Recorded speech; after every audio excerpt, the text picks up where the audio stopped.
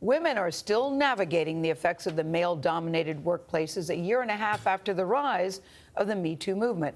Now, that's according to a new study by leanin.org. That's an organization dedicated to helping women achieve their goals. It found, and these numbers are very troubling, 60% of male managers say they are uncomfortable interacting with women at work, and that's up 32% from 2018. Workplace interactions that men are nervous about include mentoring, socializing, and having one-on-one meetings with women. Sheryl Sandberg, Leanin's founder and Facebook's chief operating officer, is with us first on CBS This Morning with a look at the survey's results. Sheryl, good morning to you. Thank you all for having me, because this topic is so important. No, I read the numbers and my mouth fell open. I'm thinking, what message does it send? Well, we're in a bad place. So 60% of male managers in the U.S., 60% are afraid to have a one-on-one meeting with a woman. How do you get promoted without a one-on-one meeting? No one's ever gotten promoted without a one-on-one meeting. I feel confident in that. Men, senior men right now, are 9 times more likely to hesitate to travel with a woman and 6 times more likely to hesitate to have a work dinner. And the problem is that even before this, women, and especially women of color, do not get the same amount of mentoring as men, which means we're not getting an equal seat at the table. And you know, it's not enough to not harass us. You need to not ignore us either. Do you think they have cause to feel that way? Well, I think it's a false trade-off. I think people can travel. I think people can go to dinner. I think people can have one-on-one meetings. All of those things can be done in public places, and everyone can behave appropriately. But if there's a man out there who doesn't want to have a work dinner with a woman, my message is simple. Don't have one with a man. Yeah. Group lunches for everyone. Make it explicit, make it thoughtful, make it equal. People don't get promoted in group lunches either. Correct. You have to have a one-on-one meeting. And the reason why this troubles me so much is that if men are doing the right thing and they're behaving appropriately, they don't have to worry about any of this. They don't have to worry about being accused. You say men need to step up. Men need to step up. We need to redefine what it means to be a good guy at work. It's not enough to not harass, and I think too many people think that's sufficient. That's necessary, that's a basic, but it's not sufficient. Women need equal opportunity. And what does that mean? Equal time in meetings. It means the right kind of feedback. So a recent study of performance reviews showed that 66% of women got feedback on how they work, their style. They're too aggressive, they're too this, they're too that.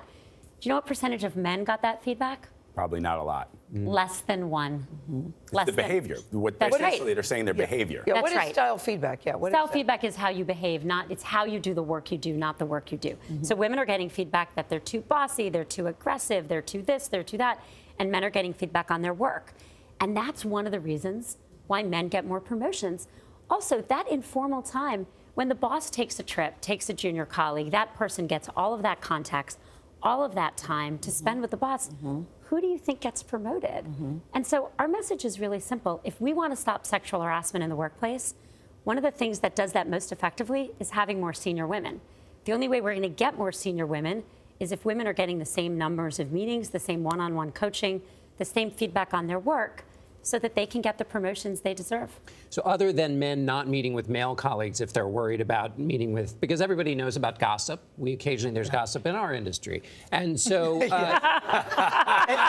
you said that with a straight face. Nicely you did done. that really well. Yes. And so there's gossip, and surely men are not crazy to think, gee, if I have a one-on-one lunch or have this mentoring meeting, the gossip gets out of control. Suddenly I'm having to explain something when nothing was done wrong. What other steps then should men do if they have these concerns about what can happen in a workplace where, again, they have no control over when tongues start wagging? Well, look, I'm with Gayle. You have to be able to have a one-on-one conversation. And those conversations can happen in rooms with the doors open. In a public restaurant, having a lunch or dinner, I don't really think you can get falsely accused of something. And so I think men need to step up, and they need to say, in order to get women promoted, those women need the same coaching, the same feedback, the same opportunities that men get. Sheryl, I want to ask you a little bit about Facebook. As you know, one of Facebook's co-founders, Chris Hughes, wrote an op-ed calling for Facebook to be broken up. He described the company as a monopoly that crowds out entrepreneurship and restricts consumer choice. What's your response to that?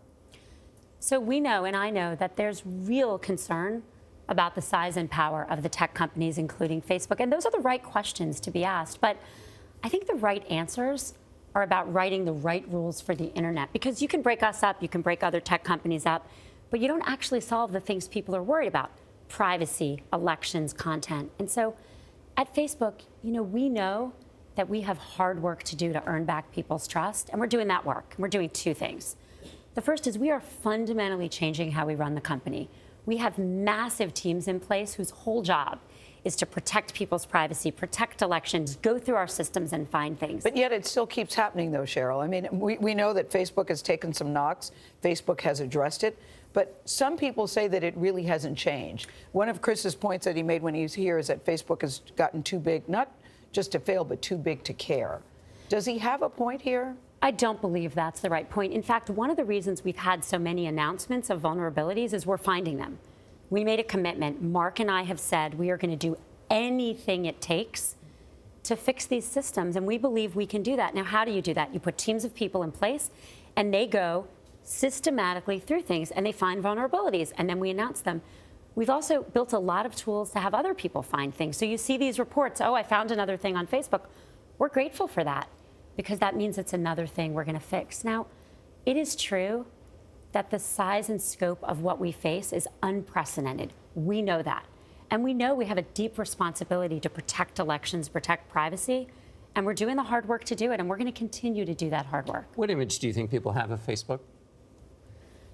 Look, I woke up yesterday morning and I got on Facebook and I saw two things. I saw a picture from my sister of my nephew going off, he's 7, to a school camping trip. And I saw a picture of a colleague who's raising money for a close friend of hers who has 2 young children and has very late stage cancer. Right, but what do people really, what do you think your customer thinks about Facebook? So that's what I think they think. I think people have this experience where they're using Facebook and they're sharing and they're connecting and it's making their lives better. But I also think— Because I see a different view out there.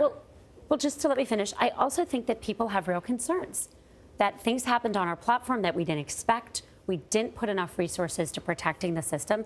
And over the last 2 years, that's changed. When I think about just my job, I've been at Facebook 11 years. I spent, 8 or 9 of them really focused on growing the company and also focused on protecting the community. But I would say that that was priority 1 and priority 2. And now my job has changed. I come to work every day, and my job is more about protecting the community, building those safety teams, than it is about growth. We're still doing both. The reason I ask that question is a lot of people think that Facebook still doesn't get it. And they have white-hot rage about Facebook. And they think that they hear you talk about fixing the internet, and they feel like there's bulletproof glass between what they're saying and what the people who run Facebook think. And so your realistic assessment of what people think about Facebook, because you're talking about all the wonderful things it does and don't recognize this heat that's out there, suggests to them that you still kind of don't get what people's issues are. So let me be really clear. We understand that we made mistakes and that things happened on our service that we didn't foresee. We never foresaw Russian interference in the 2016 election, full stop, and that's on us. But what happened by 2018? By 2018, we understood foreign interference. We now find it and take it down so much that the media doesn't even cover it. And if you look at all the things people wrote about us after 2018, it was actually still about 2016. So we are going into the 2020 election. We have war rooms in place. We have a working relationship with the FBI and the Homeland Security. All of them are working on this in a way they weren't as well. And we're all working together to protect. And so I guess what I want you to know, what I want everyone to know is that— In less than 10 seconds, Sheryl. We know— Okay. We know that we have hard work to do. And whatever it takes, no matter how long it takes, Mark and I are going to do the work to keep people safe on Facebook. We will continue, Sheryl. Thank you very much.